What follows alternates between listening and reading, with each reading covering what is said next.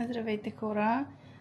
Днес имам парти с изпълнител. Изпълнителят е Папи Ханс и искам да ви взема с мен в този целият процес, като мога да ви кажа, че най-трудната работа вече е свършена и готова, като събирането на капарото, на билетите, разпродажбата, правенето на скица, осигуряването на достатъчно персонал, кой ще работи, кой на кой район ще бъде бармани, стока и всичко това вече е готово, но въпреки всички тези неща, които ви казах, че вече са изпълнени, имаме още доста работа.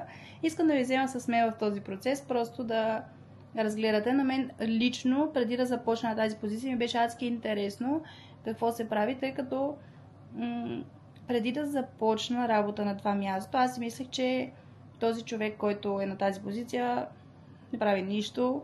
И наистина знам, че изглежда така в очите на моите колеги. Обаче, всъщност има адски много работа и не знам, искам да ви го покажа, така че днес сте с мен.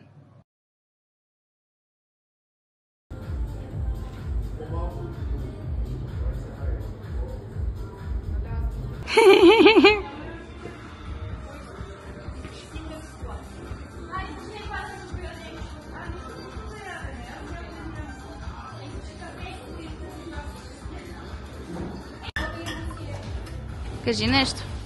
Казвам нещо. Номера ли обърка?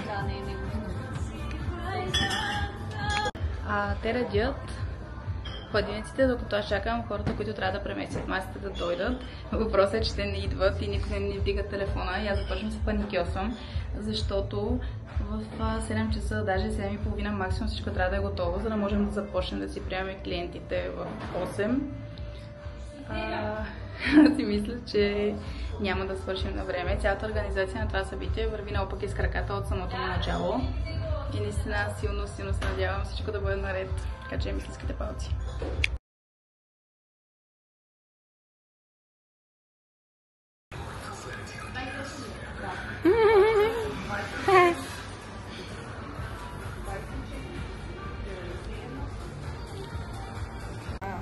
Тук не правиш ти. Да, ама трябва. Обаче знаеш ли за мене колко значиш? Момиче, колко и да ме звъня, като ти човезата.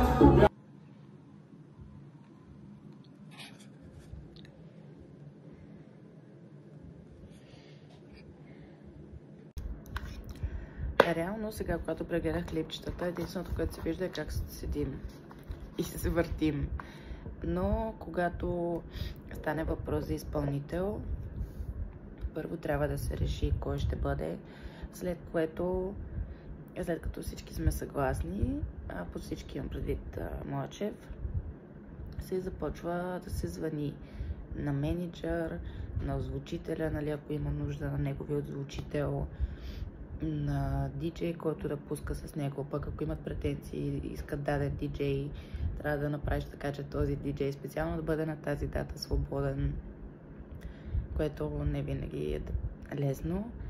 Отделно, кой ще стои на входа, кой ще говоря за нещата, за които аз отговарям, кой ще ми е хостеса, кой ще ми е фотограф, трябва всички да са свободни на тази дата. След което през някакво определено време звъниш да подсещаш, да не са те забравили, да не са те метнали, да не стане така, че въпреки че си платил, примерно за диджей и така нататък.